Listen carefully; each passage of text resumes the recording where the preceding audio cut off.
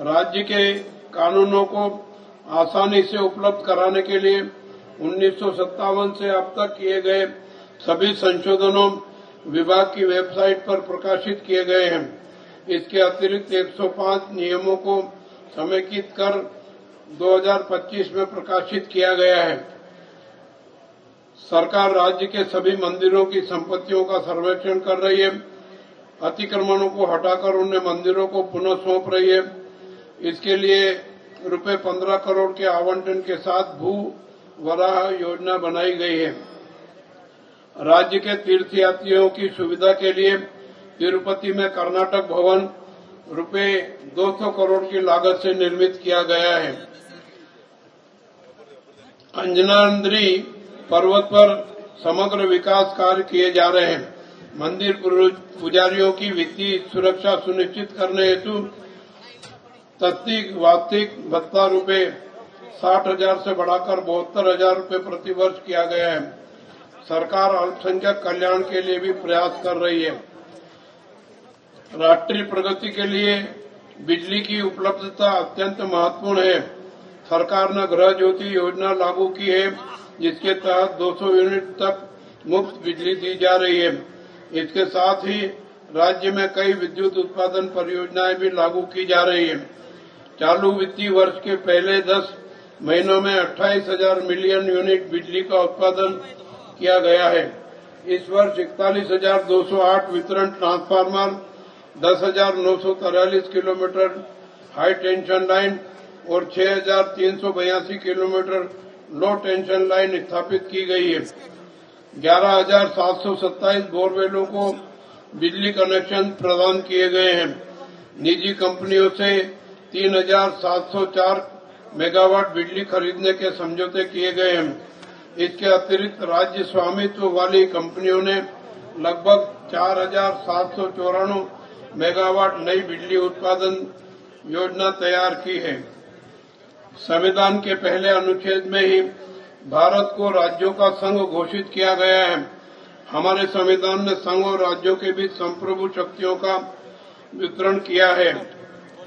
राष्ट्रीय एकता और अखंडता के हित में संघ को अधिक शक्तियां प्रदान करते हुए संविधान ने राज्यों की शक्तियों को मान्यता और सम्मान दिया है।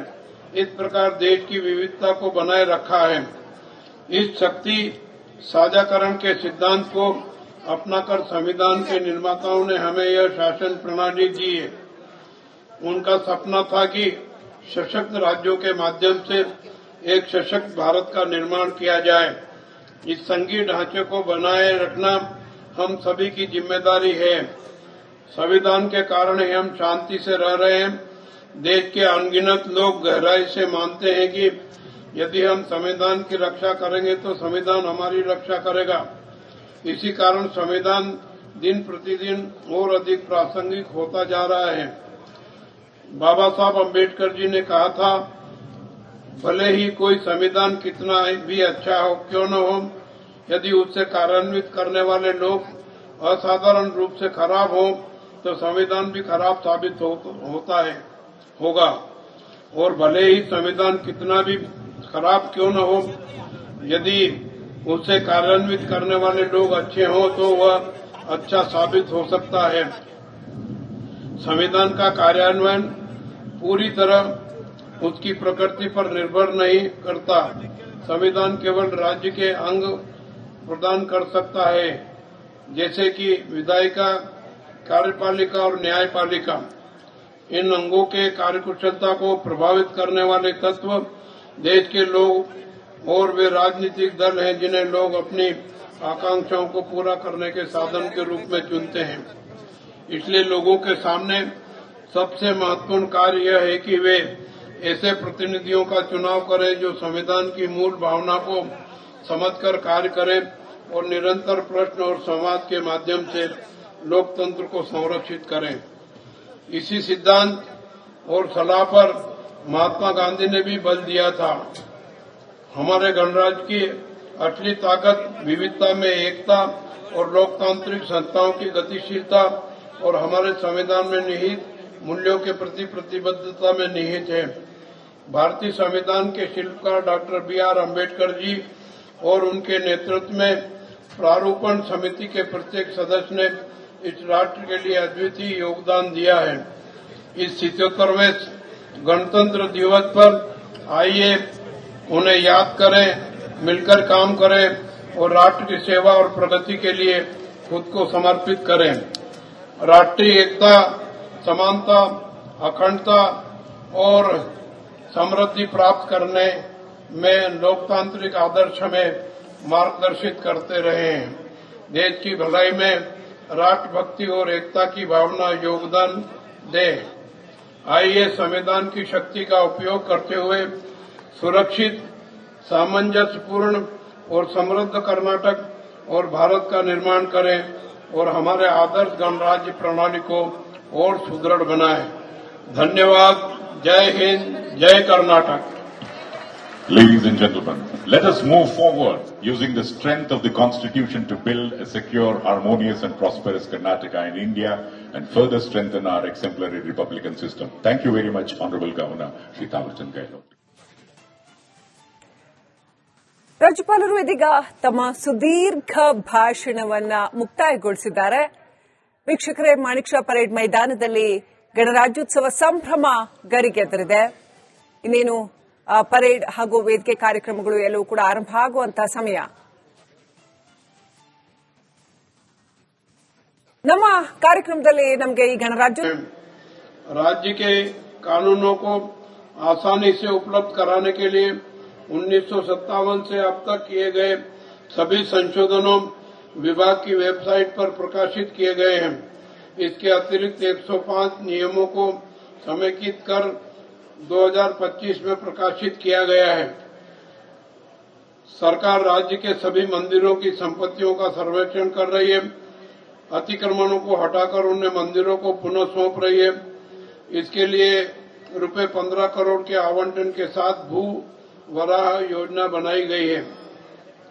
राज्य के तीर्थयात्रियों की सुविधा के लिए तिरुपति में कर्नाटक भवन रुपए 200 करोड़ की लागत से निर्मित किया गया है। अंजनाद्री पर्वत पर समग्र विकास कार्य किए जा रहे हैं। मंदिर पुजारियों की वित्तीय सुरक्षा सुनिश्चित करने हेतु तत्कालिक वार्षिक भत्ता रुपए 60,000 से बढ़ाकर 72,000 रुपए प्रति वर्ष किया गया है। सरकार अल्पसंख्यक कल्याण के लिए भी प्रयास कर रही है। राष्ट्रीय प्रगति के लिए बिजली की उपलब्धता अत्यंत महत्वपूर्ण है। सरकार ने गृह ज्योति योजना लागू की है, जिसके तहत 200 यूनिट तक मुफ्त बिजली दी जा रही है। इसके साथ ही राज्य में कई विद्युत उत्पादन परियोजनाएं भी लागू की जा रही है। चालू वित्तीय वर्ष के पहले 10 महीनों में 28,000 मिलियन यूनिट बिजली का उत्पादन किया गया है। इस वर्ष 41,208 वितरण transformer, 10,943 kilometre high tension line और 6,382 किलोमीटर लो टेंशन लाइन स्थापित की गई है। 11,727 बोरवेलों को बिजली कनेक्शन प्रदान किए गए हैं। निजी कंपनियों से 3,704 मेगावाट बिजली खरीदने के समझौते किए गए हैं। इसके अतिरिक्त राज्य स्वामित्व वाली कंपनियों ने लगभग 4,794 मेगावाट नई बिजली उत्पादन योजना तैयार की है। संविधान के पहले अनुच्छेद में ही भारत को राज्यों का संघ घोषित किया गया है। हमारे संविधान ने संघ और राज्यों के बीच संप्रभु शक्तियों का वितरण किया है। राष्ट्रीय एकता और अखंडता के हित में संघ को अधिक शक्तियां प्रदान करते हुए संविधान ने राज्यों की शक्तियों को मान्यता और सम्मान दिया है। इस प्रकार देश की विविधता को बनाए रखा है। इस शक्ति साझाकरण के सिद्धांत को अपनाकर संविधान के निर्माताओं ने हमें यह शासन प्रणाली दी है। उनका सपना था कि सशक्त राज्यों के माध्यम से एक सशक्त भारत का निर्माण किया जाए। इस संघीय ढांचे को बनाए रखना हम सभी की जिम्मेदारी है। संविधान के कारण ही हम शांति से रह रहे हैं। देश के अनगिनत लोग गहराई से मानते हैं कि यदि हम संविधान की रक्षा करेंगे तो संविधान हमारी रक्षा करेगा। इसी कारण संविधान दिन प्रतिदिन और अधिक प्रासंगिक होता जा रहा है।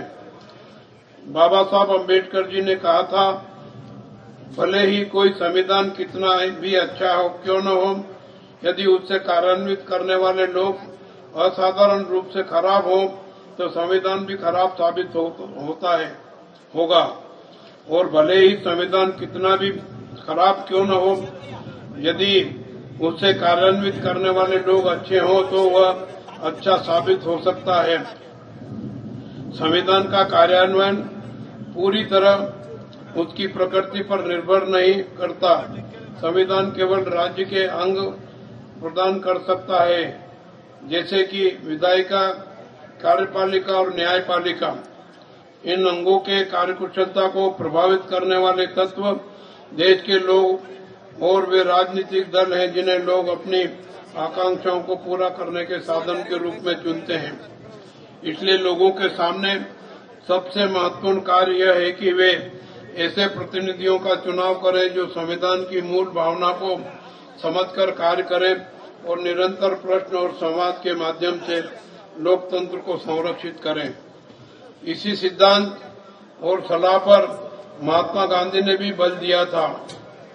हमारे गणराज्य की असली ताकत विविधता में एकता और लोकतांत्रिक संस्थाओं की गतिशीलता और हमारे संविधान में निहित मूल्यों के प्रति प्रतिबद्धता में निहित है।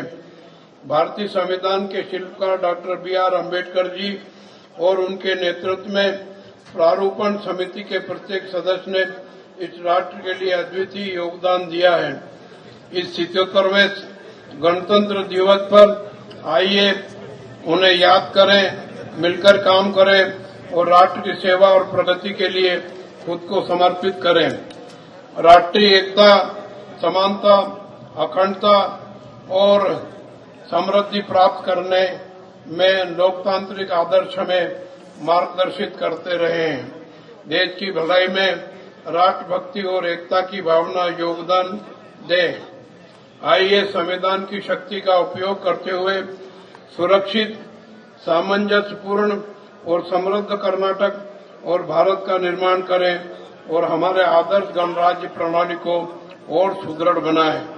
धन्यवाद। जय हिंद, जय Karnataka. Ladies and gentlemen, let us move forward using the strength of the Constitution to build a secure, harmonious and prosperous Karnataka in India and further strengthen our exemplary republican system. Thank you very much, Honorable Governor Shri Thawarchand Gehlot. ರಾಜ್ಯಪಾಲರು ಇದೀಗ ತಮ್ಮ ಸುದೀರ್ಘ ಭಾಷಣವನ್ನ ಮುಕ್ತಾಯಗೊಳಿಸಿದ್ದಾರೆ. ವೀಕ್ಷಕರೇ, Manik Shah parade ಮೈದಾನದಲ್ಲಿ ಗಣರಾಜ್ಯೋತ್ಸವ ಸಂಭ್ರಮ ಗರಿಗೆದರಿದೆ. ಇನ್ನೇನು parade ಹಾಗೂ ವೇದಿಕೆ ಕಾರ್ಯಕ್ರಮಗಳು ಎಲ್ಲವೂ ಕೂಡ ಆರಂಭ ಆಗುವಂತಹ ಸಮಯ. ನಮ್ಮ ಕಾರ್ಯಕ್ರಮದಲ್ಲಿ ನಮಗೆ ಈ ಗಣರಾಜ್ಯ